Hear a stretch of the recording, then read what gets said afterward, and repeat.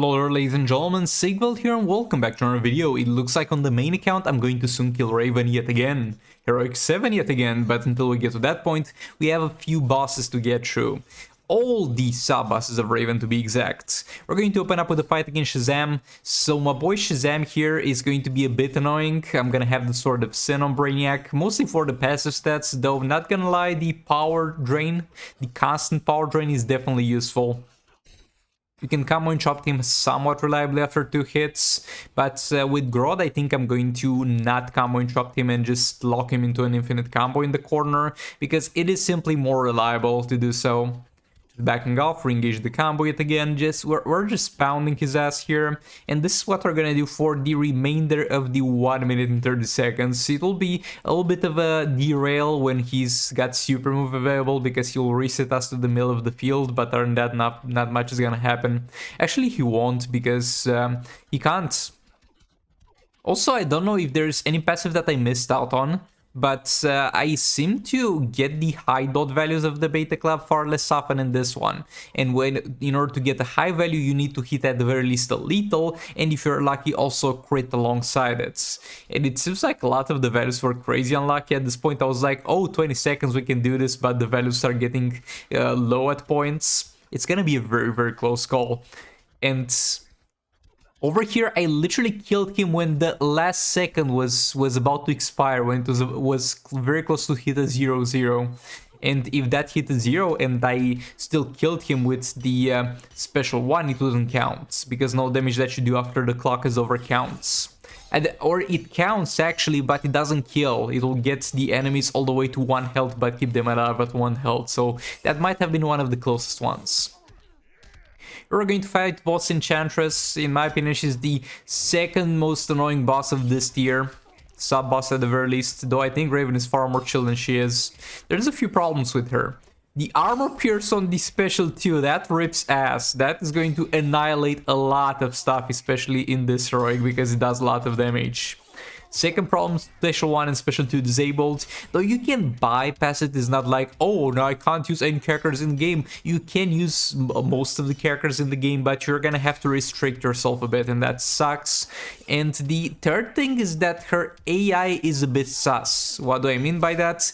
Is that she's got some weird frames at points. For example, after she does a jump attack, she's gonna get for a second or half a second an immunity frame, because even though she landed, you still can't hit her because the game regards her as in the jump attack animation. She's also got a weird ranged attack. Overall, is not a good time, and as far as combo interrupting goes, you can do it after 2 hits, but do that at your own risk. 1, 2, there we go. Get laughs back in there. And the thing is, we're annihilating her. We're going to most definitely kill her. The worst thing I could do here is be greedy and try to play it optimally and combo interrupt her, instead of just taking my time and being chill about it. And that's exactly what I do, and the special 2 yeets me out of the fight, and yeah, we're not getting that Battle on the Drown back. That's the worst thing that can happen. If Ben Laughs dies, he revives as soon as we get back into final form. No problem, but Battle on the Drown's dead, we're not gonna get any further access to her passive, which definitely sucks. And this is a character that's kind of hard to clear when she's on low health remaining, but it's fine because after the pip refresh I'll have my League of Anarchy available. It's not like I'm gonna use the League of Anarchy against Raven, because that's not gonna go well.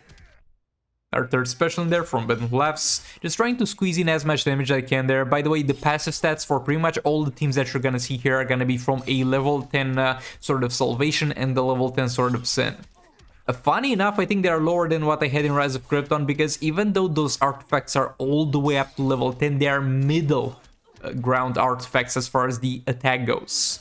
So a chakra or a Trigon Staff is going to give you so much more, and I'm in the way of building a Trigon Staff, which is currently at level 6, but it's still giving me less attack than a level 10 Sword of Sin or Sword of Salvation, though 1 more level and it will give me more.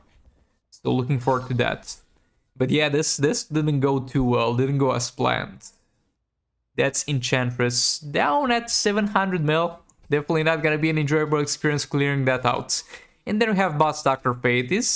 He's pretty chill, he's pretty basic, he doesn't do much. His only fault is that he's a Dr. Fate character and you can't easily combo interrupt him, and he tends to spam specials and some of the specials are annoying. And his dot on specials, or at the very least on special 2, is kinda bugged. You'll see what I mean, we'll get to points where I'm miles away from him. I don't get touched, I don't even feel the breeze on my balls from his special 2, but the dot damage still gets applied to me regardless. But yeah, Kinflan Sakomen here will have Sword of Salvation to generate some power. Deathstroke will have Nora Snow Globe. First up, we want to get all his percentage hull damage out of the way, which we did. And now we're going to lock him in kind of an infinite combo until he gets enough for a super move. There we go, first clone in there. There's special 2. Look, how did that touch me? That didn't touch me, but I still got the dot damage from the boss's passive. Look at that, that was miles away from me, my dudes. Like, I have no problem with the enemy inflicting dot on their specials, but I like it to be some counterplay about it. I like it to be, if you get hit by the special, you're gonna take some dot damage, not if you exist in the battlefield when a special is done, you're gonna take dot damage. That's just kind of dumb, you know? But it's fine, it didn't impact the fight too much, just dumb. And we left him with 500 mil health. Now I'm using Mr. Freeze here without Brainiac and without Raven. And he can deal some decent amount of damage with the Beta Club equipped, but I'm just wondering how much, if this is enough, because with every soul raid I'm gonna have different amounts of passive stats on characters, so I kind of need to benchmark stuff. And so honestly, going into this fight, I have no idea if this man will do enough for me. But having Sword of Salvation to power generate and also getting the passive stats from it is absolutely insane for the Mr. Freeze team and is gonna be very helpful. Back up from there, we have frozen him again. Another special 2. And yeah, it seems like we're going to cap at 6.4 mil. And I'm not good at math, so it's 6.8 actually. Yeah, I think this is the peak, 6.8. Not good at mathematics. But it's just a waiting game at this point. It's just wondering, is this gonna be enough or not? Is the small purple dot that's moving and trying to eat the green area out of his health gonna be enough by the end of this match? Well, hopefully. We do have plenty of time because we extend duration with Red Hood, and the downside of it is that you're gonna get lower power generation in the last minute, but we don't really suffer from it because we don't need that much power to begin with. Only power-hungry characters are gonna suffer from that. But yeah, looks like we're going to actually kill him in faster time than expected. There we go.